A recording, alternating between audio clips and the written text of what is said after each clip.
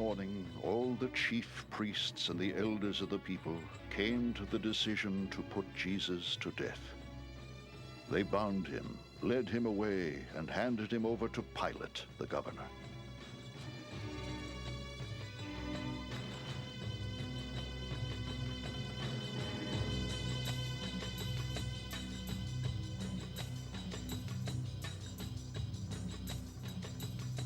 When Judas, who had betrayed him, saw that Jesus was condemned, he was seized with remorse and returned the 30 silver coins to the chief priests and the elders.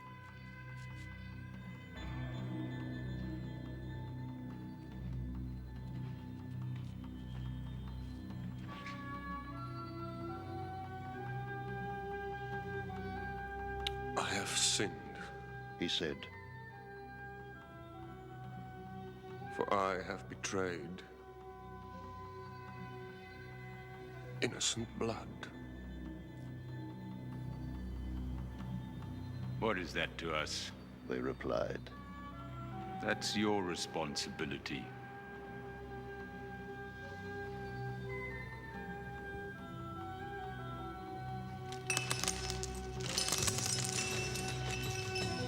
So Judas threw the money into the temple and left. Then he went away and hanged himself. The chief priests picked up the coins and said, "It is against the law to put this into the treasury, since it is blood money." So they decided to use the money to buy the potter's field as a burial place for foreigners. That is why it has been called the Field of Blood to this day. And what was spoken by Jeremiah the prophet was fulfilled. They took the 30 silver coins, the price set on him by the people of Israel, and they used them to buy the potter's field as the Lord commanded me.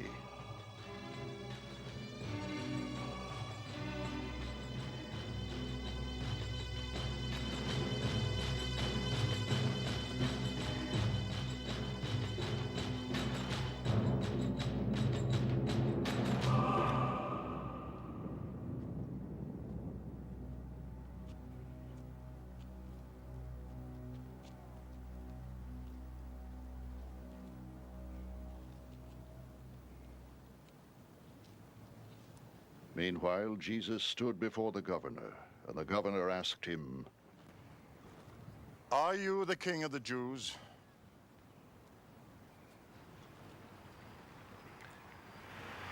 Yes, it is as you say. Jesus replied.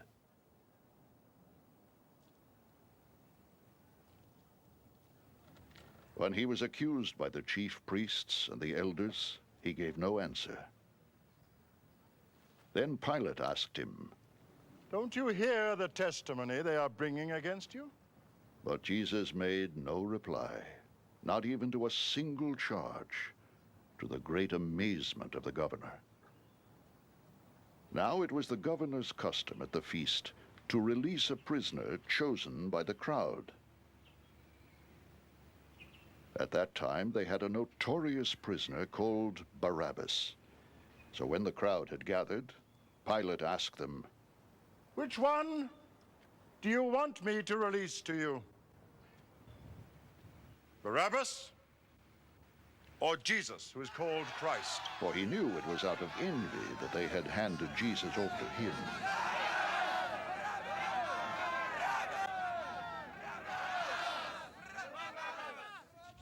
While Pilate was sitting on the judge's seat, his wife sent him this message. Don't have anything to do with that innocent man, for I have suffered a great deal today in a dream because of him.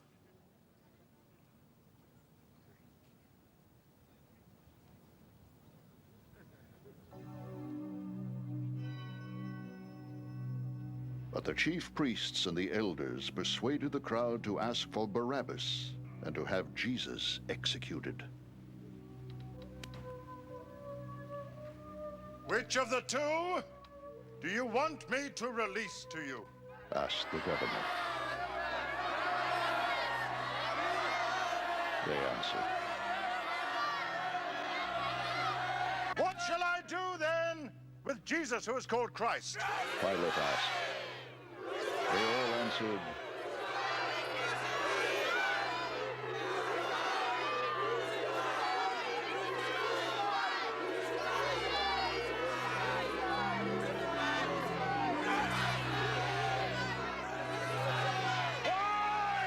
What crime has he committed? asked Pilate. But they shouted all the louder.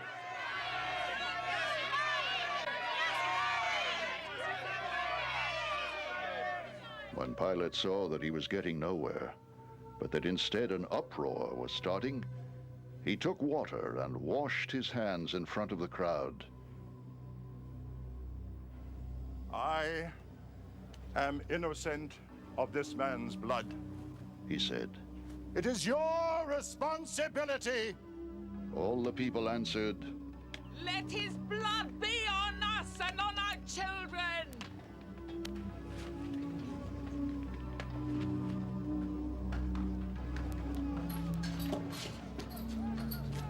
Then he released Barabbas to them.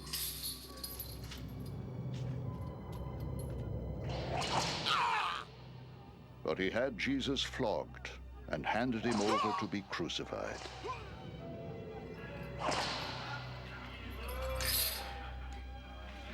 Then the governor's soldiers took Jesus into the praetorium and gathered the whole company of soldiers around him. They stripped him and put a scarlet robe on him, and then twisted together a crown of thorns and set it on his head. They put a staff in his right hand and knelt in front of him and mocked him. Hail, King of the Jews! They said. They spit on him and took the staff and struck him on the head again and again. After they had mocked him, they took off the robe and put his own clothes on him. Then they led him away to crucify him. As they were going out, they met a man from Cyrene named Simon, and they forced him to carry the cross. They came to a place called Golgotha, which means the place of the skull.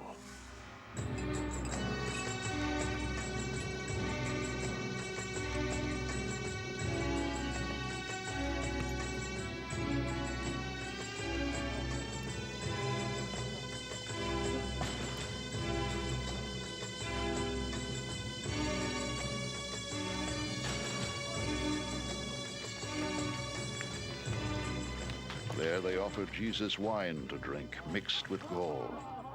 But after tasting it, he refused to drink it.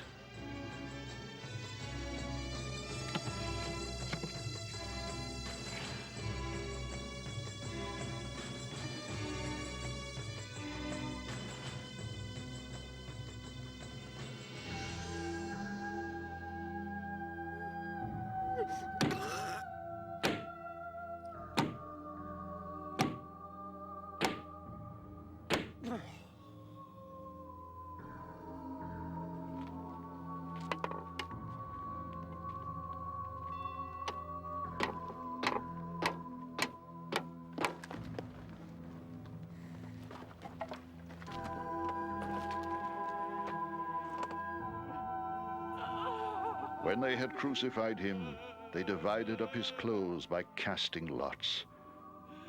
And sitting down, they kept watch over him there.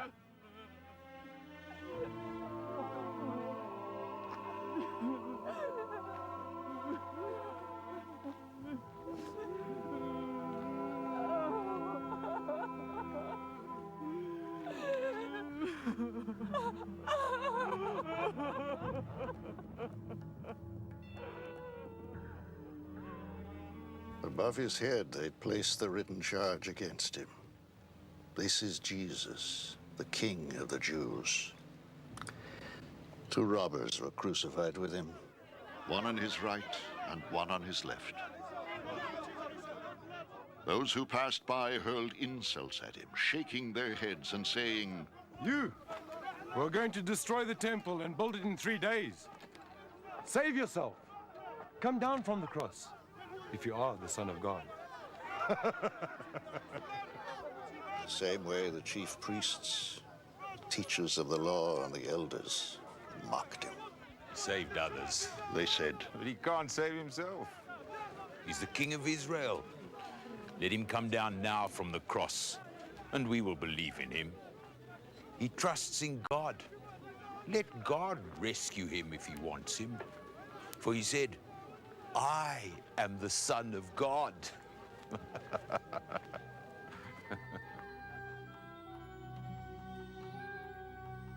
In the same way, the robbers who were crucified with him also heaped insults on him.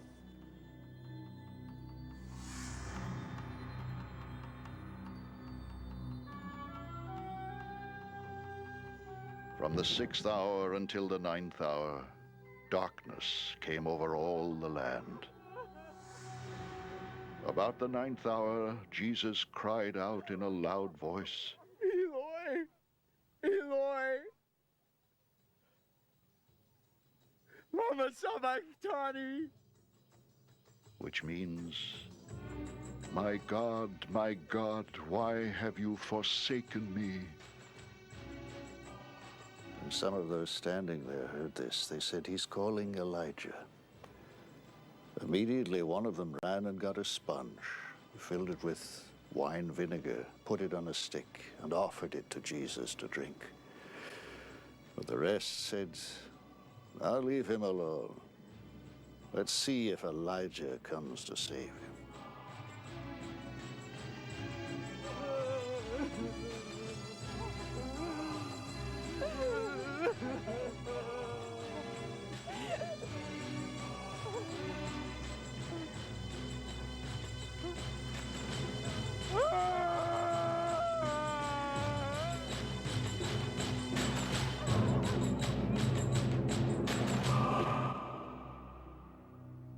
Jesus had cried out again in a loud voice. He gave up his spirit.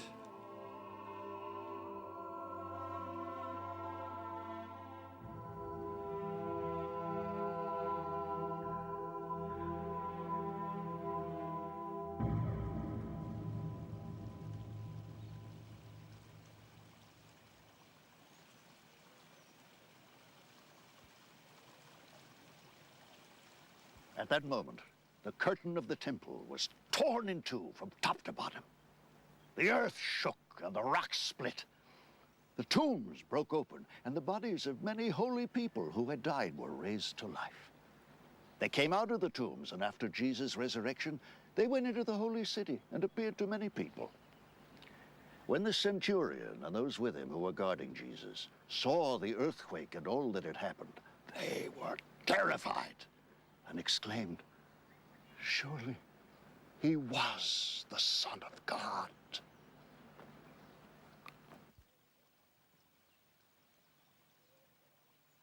Many women were there, watching from a distance. They had followed Jesus from Galilee to care for his needs. Among them were Mary Magdalene, Mary, the mother of James and Joseph, and the mother of Zebedee's sons.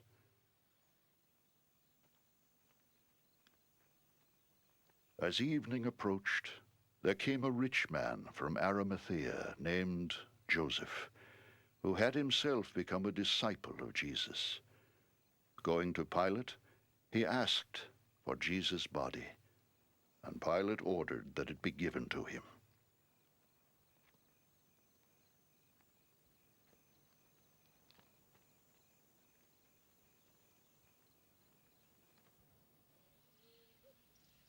Joseph took the body, wrapped it in a clean linen cloth, and placed it in his own new tomb that he had cut out of the rock.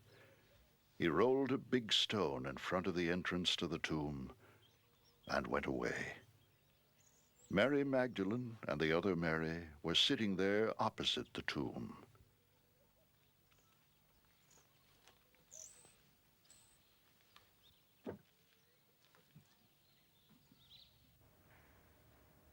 The next day, the one after Preparation Day, the chief priests and the Pharisees went to Pilate.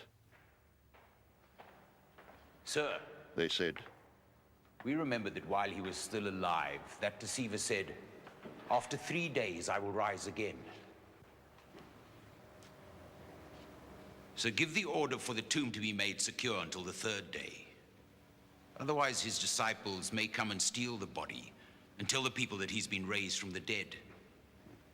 This last deception will be worse than the first.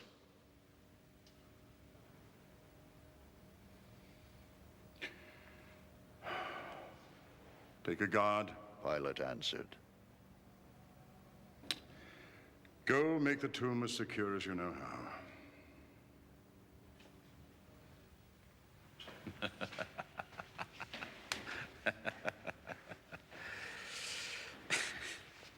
So they went and made the tomb secure by putting a seal on the stone and posting a guard.